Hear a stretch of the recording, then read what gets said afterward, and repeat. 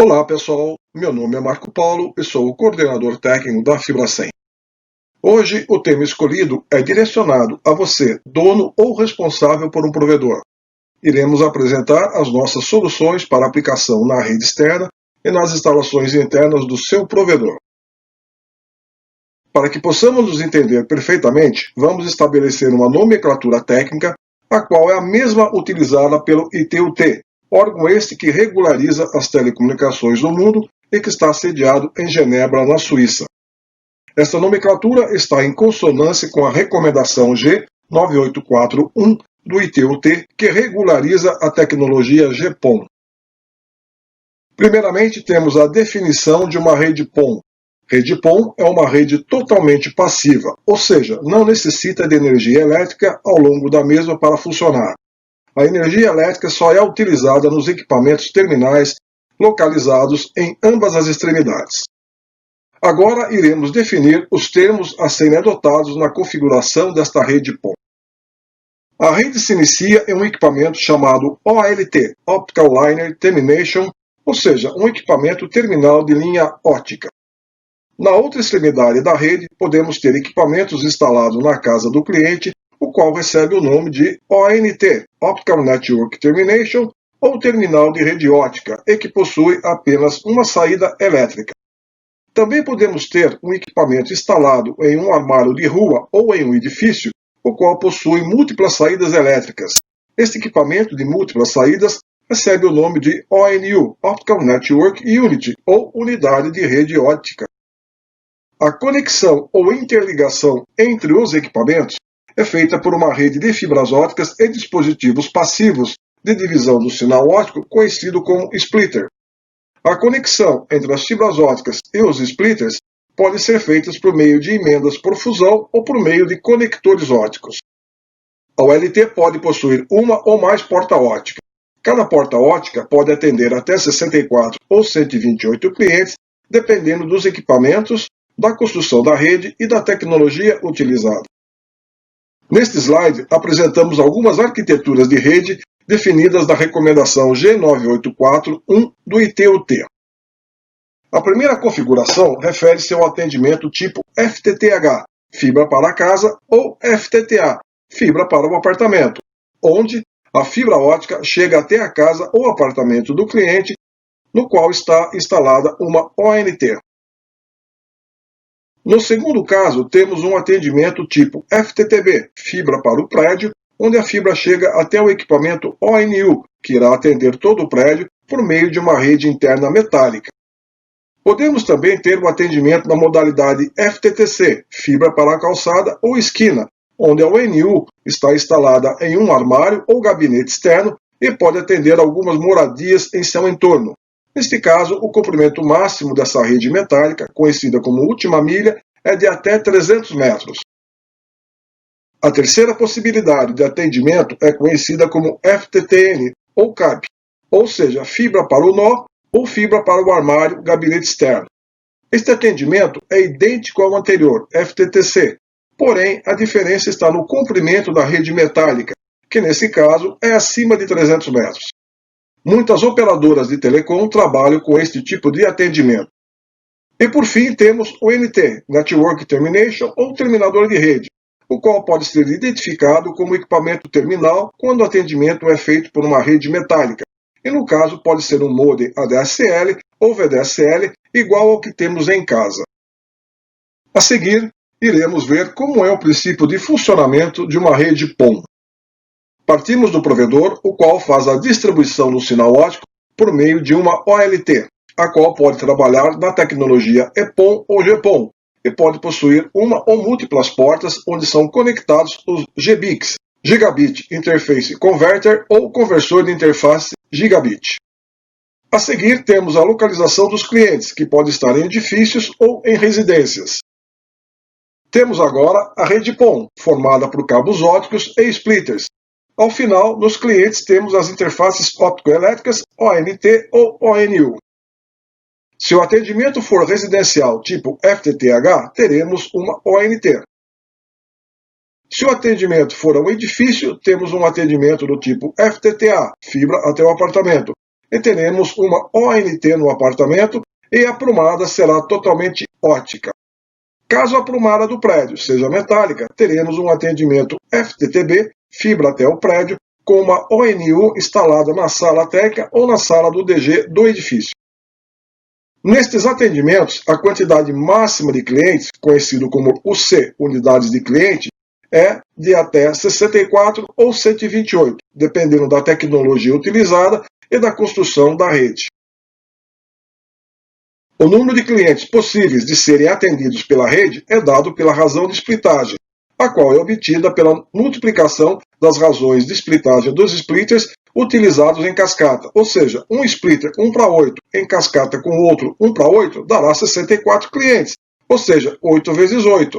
Se for um splitter 1:2 cascateado com 1:4 e outro cascateado 1:8, dará 64 clientes também, o que é o produto de 2 vezes 4 vezes 8. Dando continuidade ao princípio de funcionamento de uma rede PON, vamos agora apresentar algumas designações dos elementos de rede. Primeiramente, temos a designação da nomenclatura dos splitters, partindo-se da OLT para as pontas. O primeiro splitter, após a OLT, é chamado de splitter primário ou de primeiro nível. O segundo splitter cascateado com o primeiro é chamado de splitter secundário ou de segundo nível. O próximo na sequência é o terciário ou terceiro nível e assim sucessivamente. Os cabos que ficam antes do splitter de primeiro nível fazem parte da rede de alimentação e são conhecidos como cabos de alimentação ou cabos de backbone. Os cabos a partir do splitter de primeiro nível são conhecidos como cabos de distribuição e fazem parte da rede de distribuição. Na tecnologia EPON ou GPON, o sinal óptico que vai da OLT para as pontas, ONT ou ONU, ou seja, o sinal de descida é conhecido como downstream e trafega no comprimento de onda de 1490 nanômetros, que fica na faixa do infravermelho, não sendo deste modo visível, motivo pelo qual não se deve olhar diretamente para a fibra em hipótese alguma. No sentido contrário de subida das pontas, ONT ou ONU, para a OLT, temos o upstream, que trafega em 1310 nanômetros, também na faixa do infravermelho. Do mesmo modo, não se deve olhar diretamente para a fibra. Referente à tecnologia GPON utilizada atualmente, a mesma está passando por um upgrade, evoluindo para a tecnologia XGPON ou XGS-PON, em conformidade com as recomendações G984 e 987 do ITU-T. Vamos ver as diferenças entre elas. A primeira análise refere-se às velocidades de download e upload. As tecnologias GPON e XGPON são assimétricas, ou seja, as velocidades de subida e descida são diferentes. Já a tecnologia XGS-PON, as velocidades são iguais. Enquanto que na GPON temos uma velocidade de descida de 2,5 gigabits por segundo, na XGPON e XGS-PON temos uma velocidade 4 vezes maior, ou seja, 10 gigabits por segundo.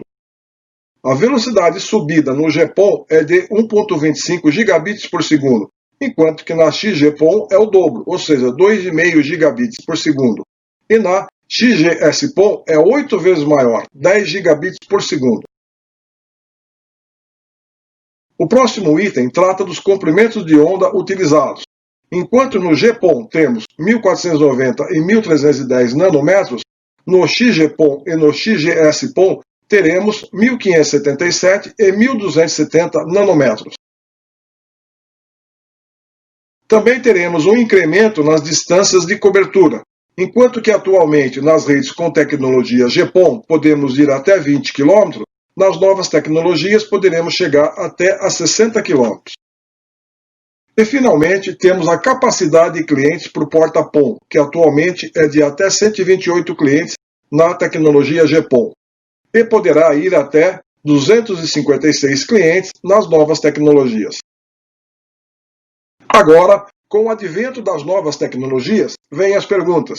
Minha rede vai mudar? Vou precisar construir outra rede? São essas as principais perguntas que ouvimos. A resposta é não.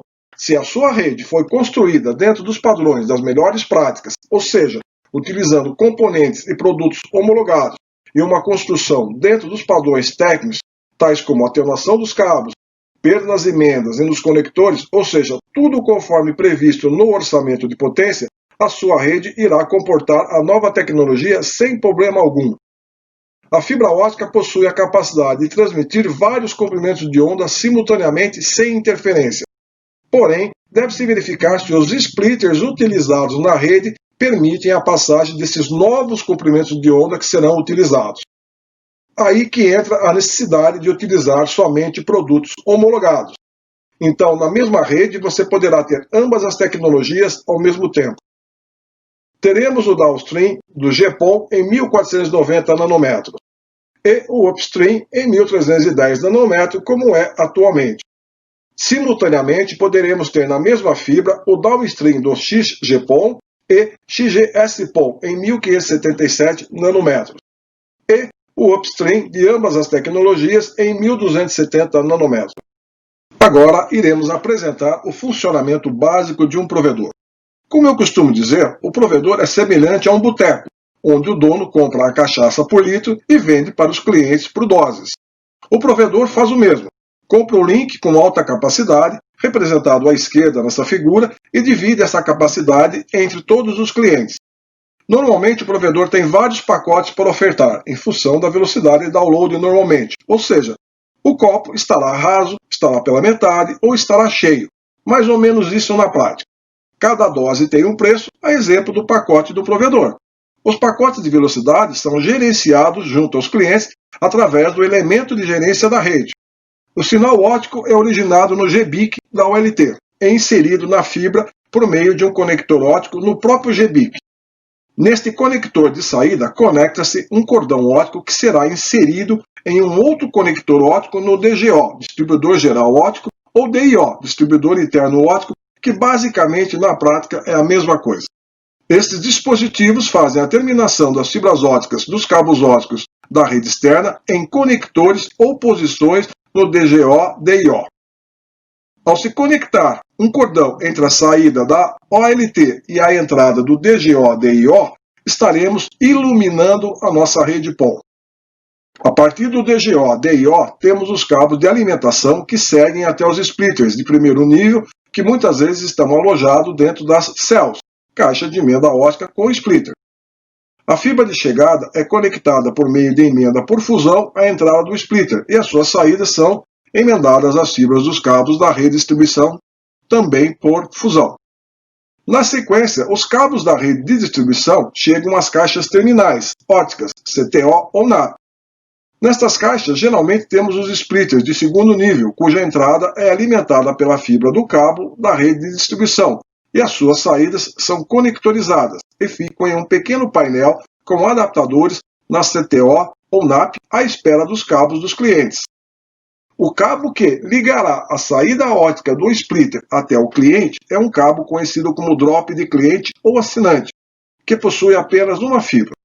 A extremidade que será conectada na CTO poderá receber um conector que é montado no momento da instalação, conhecido como conector de campo, ou poderá já ser um conector montado em fábrica na ponta do cabo, conhecido como Precon, ou ser fusionada na saída do splitter. A outra extremidade do cabo drop, já dentro das instalações do cliente, poderá receber um segundo conector de campo e será terminado em um PTO, ponto de terminação óptica. Um cordão óptico será utilizado para interligar a saída do PTO com a entrada óptica da ONT ou ONU. O serviço inicialmente ofertado é banda larga, o qual poderá ser utilizado em um computador via cabo de rede metálico com conector RJ45. Muitas vezes a OLT já possui um Wi-Fi incorporado ao equipamento, e com isso podemos conectar notebooks, celulares e Smart TV, por exemplo, onde é possível assistir filmes por meio de streaming. Como já dito, o sinal de downstream é feito em 1490 e o de upstream em 1310. Porém, o provedor deve fidelizar o seu cliente e para isso deve ofertar novos serviços. Uma das possibilidades é ofertar voz por meio de VoIP. Geralmente, o cliente residencial não utiliza uma linha telefônica fixa, mas para um pequeno comércio, como um salão de beleza, uma papelaria, um escritório de contabilidade, um consultório, esse serviço é interessante. Outro serviço a ser ofertado é o serviço de TV por assinatura. Quando temos a oferta dos 3 tipos de serviço ao cliente, ou seja, voz, dados e vídeo, temos a modalidade conhecida como 3P ou Triple Play.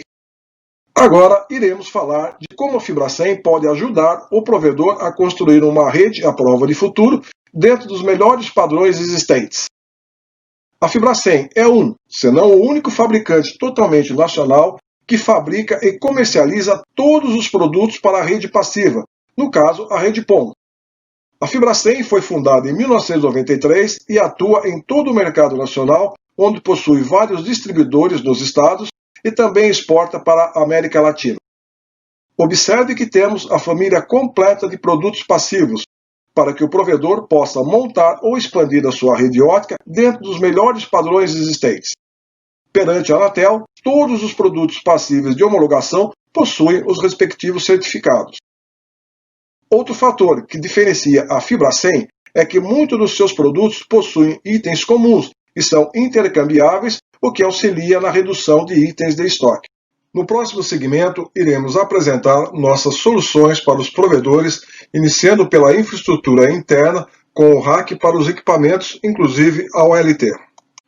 A FibraSem possui uma linha completa de racks para as diversas aplicações e modelos variados. Nossa recomendação nesta aplicação é a utilização do rack modelo aberto AC. Este modelo de rack possui organizadores ou guias de cabos verticais nas laterais que acomodam uma grande quantidade de cabos UTP ou de cordões óticos. Devido a possuir as laterais abertas, facilitam a instalação de outras unidades side by side, ou seja, lado a lado. Dispositivos tipo fingers facilitam a transição dos cabos ou cordões de um rack ao outro, sem a necessidade de fazer a subida ou a descida dos cabos pelo rack todo. Como são rack tipo aberto, isso facilita a refrigeração dos equipamentos quando instalado dentro de sala técnica climatizada. O rack aberto AC possui as laterais abertas e o modelo AC Plus possui as laterais fechadas. O próximo dispositivo a ser abordado refere-se ao DGO, Distribuidor Geral Óptico, ou também conhecido como DIO, Distribuidor Interno Óptico. Neste caso, temos 2 modelos a sugerir. O primeiro modelo é o nosso DIO modelo FIT. É um DIO compacto, pois ocupa apenas um U no rack. Pode ser fixado em racks de 19 ou 23 polegadas. Possui capacidade para até 24 conectores tipo SC ou LC, possuindo internamente 2 bandejas com capacidade para até 12 fusões cada. É um produto robusto e de fácil montagem, com o cabo óptico podendo entrar pelas laterais ou pela traseira. Os conectores estão posicionados em uma régua protegida e possuem um ângulo de inclinação de 25 graus, o que facilita no momento da operação de conexão ou desconexão. O DIO FIT é montado em uma gaveta com guias telescópicas laterais que facilitam a sua abertura em até 250 mm.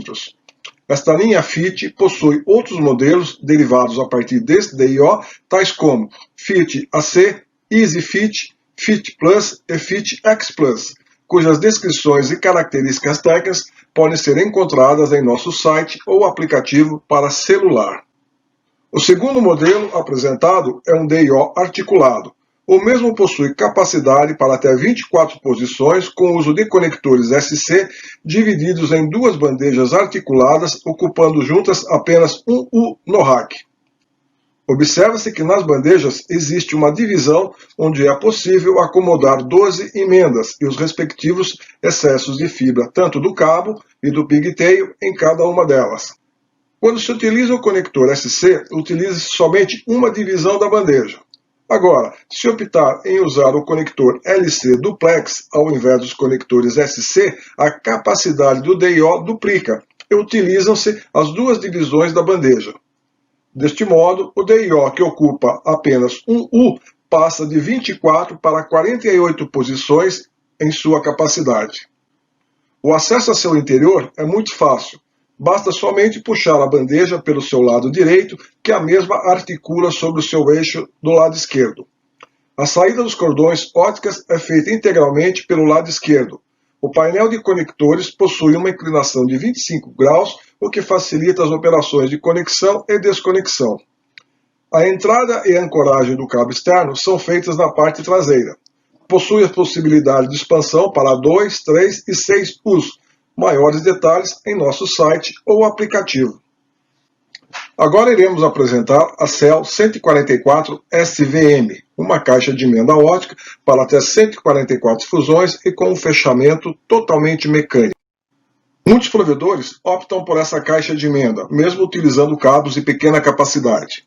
Isso se deve ao fato da caixa ser bastante flexível na sua utilização. Seus acessos são fechados e vedados de uma maneira totalmente mecânica, ou seja, não exige calor e deste modo dispensando o uso de soprador térmico ou maçarico. Também não necessita de ferramental especial, além de uma simples chave tipo Phillips de tamanho médio a grande. Possui uma entrada tipo oval, a qual permite efetuar sangria do cabo principal, com diâmetro variável de 7 a 18 mm.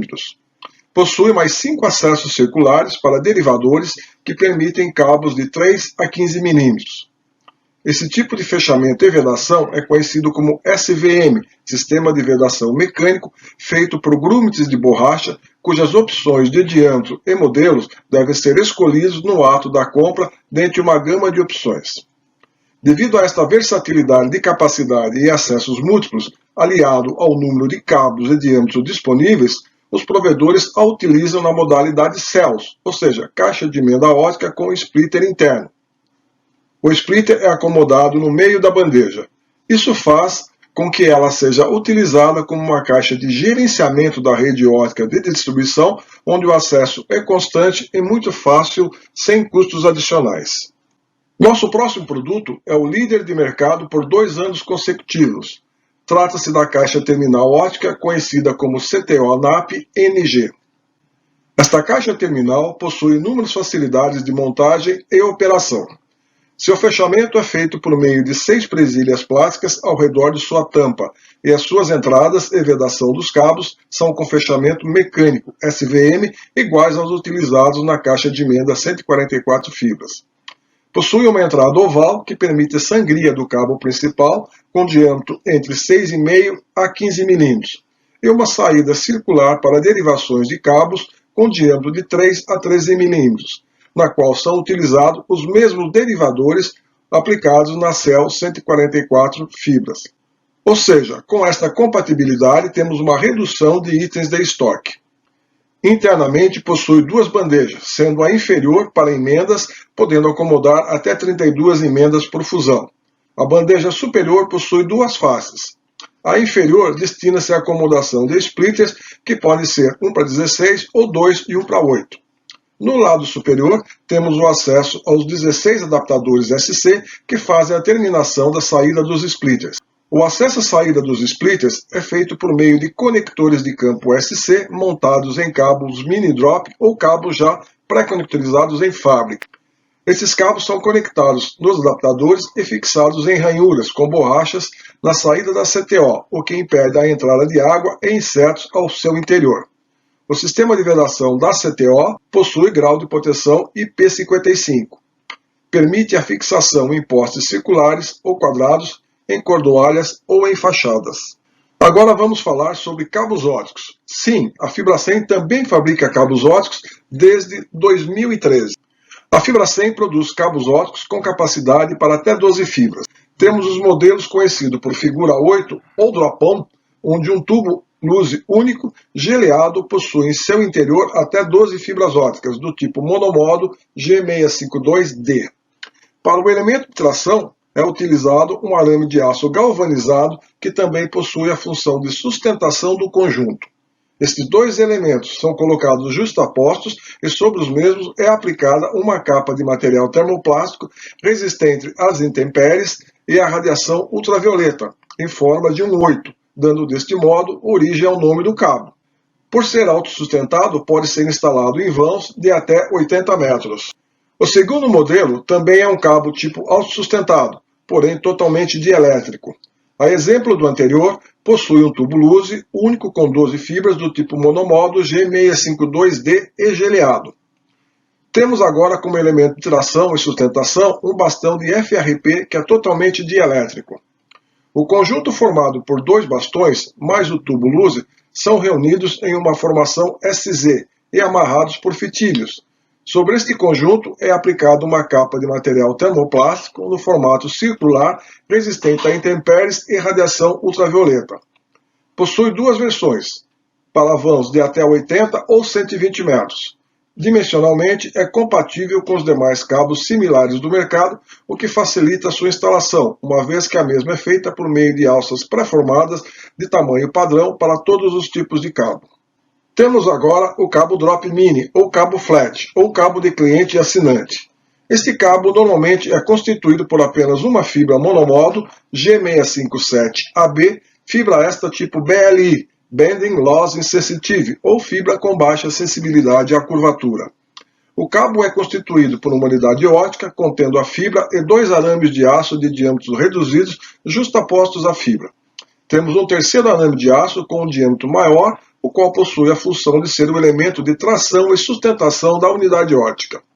A capa externa deste cabo é confeccionada com material do tipo LSZH, Low Smoke Zero Halogen, ou seja, baixa emissão de fumaça e sem halogênios, que na prática significa que em caso de queima, irá emitir pouca fumaça e sem toxicidade. A capa é colocada sobre a unidade ótica e sobre o elemento de tração simultaneamente, dando formato similar à figura de um 8, unidos por um pescoço muito fino. Isso possibilita a separação do elemento de tração da unidade ótica quando no acesso interno às instalações do cliente. Este cabo é utilizado para fazer a última milha, como chamamos na prática, a conexão do cliente, representado pela PTO, junto à rede ótica, representada pela CTO. Devido às características da fibra BLI, o mesmo é recomendado e utilizado em locais onde temos várias curvas com variados raios de curvatura. A conexão da extremidade junto à CTO normalmente é feita por um conector de campo ou um conector pré-com, montado em fábrica junto ao cabo Drop Mini. Alguns provedores optam por fazer a conexão por meio de fusão. Na outra extremidade, junto ao PTO, temos um conector de campo ou uma emenda por fusão. Em alguns lugares da rede, é necessário efetuar a instalação da CEL ou da CTO no meio do lance entre postes, seguindo as recomendações da concessionária de distribuição de energia local, que afinal são as proprietárias dos postes em sua grande maioria. Neste caso, é necessário a instalação de cordoalha para sustentar os dispositivos citados, ou até mesmo quando necessário efetuar uma mudança na rota do cabo óptico em uma esquina, por exemplo, que em alguns lugares é conhecido como pé de galinha. Para essas situações, recomendamos o uso de cordoalhas dielétricas da fibra 100, as quais possuem uma resistência de 1000 kgf quando instaladas em vãos de até 80 metros com uma flecha de 1%. Para esses casos, temos dois modelos de cordoalhas dielétricas, ambas com os mesmos diâmetros externos, o que facilita a instalação, uma vez que usam as mesmas alças pré-formadas para fixação. O primeiro modelo é a cordoalha FRP. É constituída por um bastão de FRP, Fiberglass Reinforced Plastic, ou plástico reforçado com fibra de vidro, revestido por uma capa de material termoplástico na cor preta, resistente às intempéries e ultravioleta. Como possui uma certa rigidez, seu fornecimento é em bobinas, devido ao raio de curvatura mínimo necessário. Sua instalação é similar à instalação de uma cordoalha metálica por causa da rigidez, sendo em ambas a fixação junto aos postes feita por meio de alças pré-formadas. O segundo modelo é a cordoalha FA. É constituída por múltiplos feixes de fibra aramida, conhecidas comercialmente como Kevlar. Externamente também é protegida por uma capa de material termoplástico na cor preta e resistente às intempéries e ultravioleta. É uma cordoalha extremamente flexível, o que permite que seja acomodada em rolos, que facilita o seu transporte e manuseio em campo. Sua instalação é muito fácil de ser feita, usando para fixação o mesmo modelo de alça pré-formada utilizada na cordoalha FRP. Na sequência, temos algumas instruções ou orientações de como instalar as cordoalhas dielétricas. A exemplo das cordoalhas metálicas, também temos duas possibilidades. Nas extremidades do lance entre postes se faz a ancoragem da cordoalha com o uso do kit BAP, formado por uma braçadeira BAP, um suporte BAP, um suporte para o isolador, e uma porca olhal além da alça pré-formada. Após a instalação da cordoalha, a fixação do cabo junto à mesma é feita por meio de um dispositivo chamado espinadeira, no qual se recomenda utilizar também o fio de espinar dielétrico. Em algumas aplicações, a cordoalha entre os lances de poste pode ficar instalada no modo conhecido como suspensão. Neste caso, o cabo fica em balanço entre os lances adjacentes ao poste. Para esse tipo de instalação, se utiliza o kit composto pelo conjunto BAP, formado pela braçadeira e suporte com isolador. A fixação da cordoalha é feita junto ao conjunto, fixado ao poste, por meio de um grampo de ancoragem, ficando deste modo a cordoalha em balanço. Finalmente chegamos ao site do cliente. Agora é a vez de falarmos sobre o PTO, ponto de terminação ótica. O PTO é o responsável por interligar a rede ótica ao equipamento terminal ONT ou ONU. Basicamente é uma caixa plástica de pequenas dimensões, onde em seu interior abriga uma das extremidades do cabo drop mini, com um conector geralmente SC em sua extremidade. Esse conector, por sua vez, é terminado em um adaptador também SC. Em alguns casos, o provedor opta por fazer a conexão por meio de fusão, junto a um pigtail com um conector SC na outra extremidade. O protetor da emenda, então, fica abrigado dentro do PTO. O modelo de PTO da FibraSem possui a possibilidade de acesso pela parte traseira. Isso contribui no acabamento da instalação, pois o mesmo pode ser sobreposto a uma tampa cega de uma tomada, ocultando o cabo de chegada, melhorando com isso o visual e o acabamento na instalação junto à casa do cliente. E por último, para efetuar as conexões entre os equipamentos terminais e a rede ótica, temos os cordões óticos. A FibraSem possui uma completa linha de cordões óticos com fibras monomodo ou multimodo e vários tipos e modelos de conectores e polimento. Porém, os mais utilizados na rede PON são os cordões monomodo com conectores SC ou LC com polimento UPC, identificados pela cor azul, e os com polimento APC na cor verde. Normalmente, em redes de alto desempenho, os conectores com polimento UPC azuis são utilizados nas extremidades que se conectam com as interfaces óticas, no caso, os conectores de entrada na OLT, ONT e ONU. Nos demais pontos de conexão da rede, tais como DGO, CTO e PTO, os conectores são todos modelo APC, na cor verde. Bem, pessoal, por hoje é o que tínhamos para apresentar. Espero que tenham gostado e aproveitado. Seguem os meus dados para contato. Sintam-se à vontade para me contatar. Também indiquem quais os temas que gostariam que fossem abordados futuramente. Obrigado, até breve e grande abraço.